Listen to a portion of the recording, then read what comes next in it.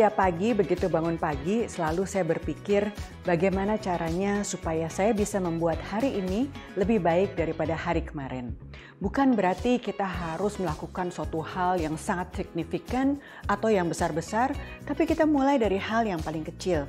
Misalnya pada pagi hari kita berpikir hari ini saya ingin melakukan suatu perbuatan positif apa ya? Misalnya yang paling simpel aja, pada saat kita datang ke kantor atau pertama kali ketemu orang, ya kita yang ngasih senyum duluan.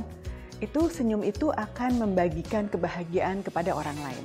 Jadi selalu mulai dari yang kecil dan selalu mulai dari diri kita sendiri.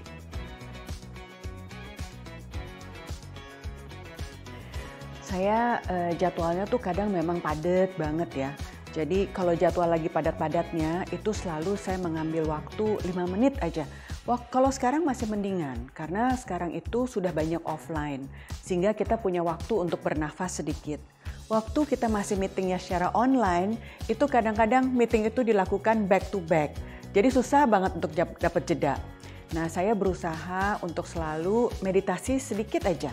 Hanya 60 detik. Yang penting kita tarik napas dalam dan kita berusaha untuk kembali lagi.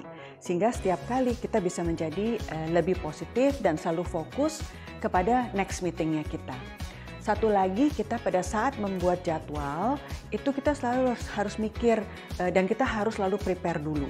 Jangan sampai pada saat kita meeting sesuatu, kita nggak tahu kita mesti ngomongin apa. Itu yang membuat saya seringkali menjadi nervous. Jadi lebih baik prepare, kita meetingnya apa, diskusinya apa, topiknya apa, sehingga pada saat diskusi itu kita udah nggak stres lagi.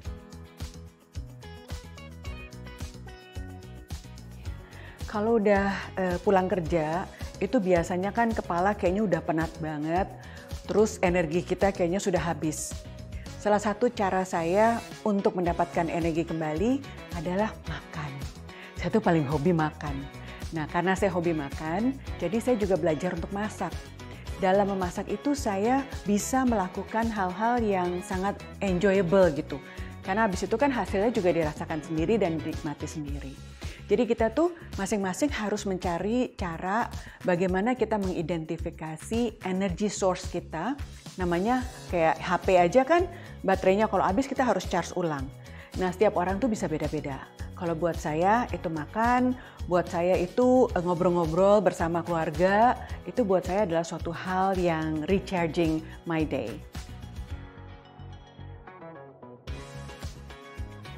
Saya termasuk salah satu orang yang percaya bahwa kualitas itu lebih penting daripada kuantitas.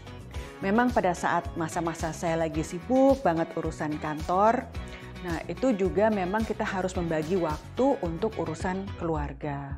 Nah jadi bagaimana caranya dengan waktu yang sesingkat-singkatnya kita tuh bisa ada kualitas yang sebesar-besarnya. Contohnya pada malam hari saya tuh dari dulu selalu menyediakan waktu anak-anak saya masih tinggal di rumah ya. Sekarang kan udah bertebaran di seluruh dunia. Tapi setiap malam saya tuh berusaha untuk menanya kepada mereka ada 2 pertanyaan penting. 1, the best news of the day. Karena buat saya sangat penting setiap orang itu kita memikirkan hal apa yang terbaik yang terjadi pada diri kita pada hari itu. Kenapa hanya 1? Karena saya mau anak-anak saya untuk berpikir dulu. Jadi nggak cuma sekedar pokoknya semuanya diceritain. Karena sangat penting untuk saya bahwa apa yang terjadi satu hari itu semua direview, kemudian dipilih satu hal yang sangat baik. Nah, pertanyaan kedua adalah what is the worst news of the day. Jadi tadi the best news, sekarang the worst news of the day. Kenapa perlu ada the worst news of the day? Soalnya saya juga ingin anak-anak saya belajar bahwa yang namanya kehidupan itu nggak selalu mulus.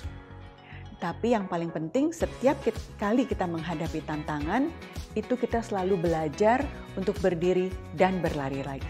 Saya pikir itu adalah hal yang sangat penting. And summarizing the quality time of the day.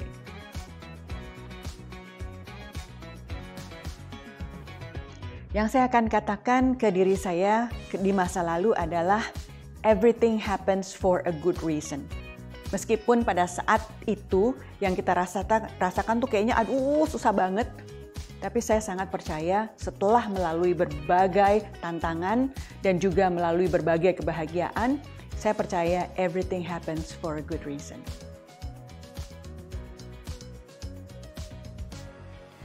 Ya, banyak sekali yang ingin saya capai di 2024, khususnya 2024 karena ini sangat short term ya. Saya ingin satu, secara pribadi saya ingin menjadi lebih sehat. Karena kalau kita sehat jiwa dan raga, itu kita bisa lebih banyak memberikan kinerja yang baik kepada apapun yang kita lakukan. Kedua, saya ingin belajar lagi, lebih banyak lagi. Seperti tadi saya sudah singgung sedikit, apa sih yang saya ingin pelajari kali ini? Itu adalah mengenai sustainability. Jadi banyak sekali program sustainability yang berhubungan dengan sustainability yang saya belum mengerti, yang saya ingin pelajari. Nah, karena bagaimanapun juga apa yang kita lakukan sekarang itu akan berimpact ke masa depan.